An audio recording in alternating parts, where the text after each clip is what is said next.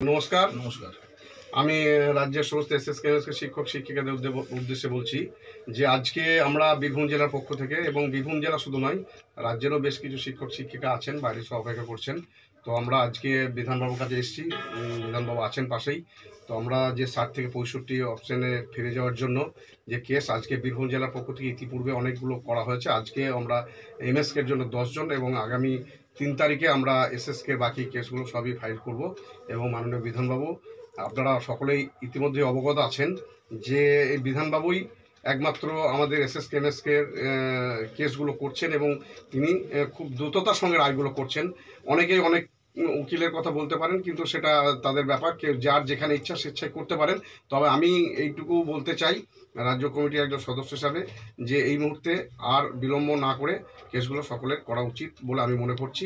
আজকে আমরা কলকাতায় এসেছি বীরভূম জেলার বেশ কিছু শিক্ষক শিক্ষিকাদের নিয়ে, অন্যান্য জেলা থেকেও এসছে, বাইরে অপেক্ষা করছে, পূর্ব মেদিনীপুর, বর্ধমান, বাঁকুড়া, সমস্ত জায়গা থেকে এসছে, পুরুলিয়া।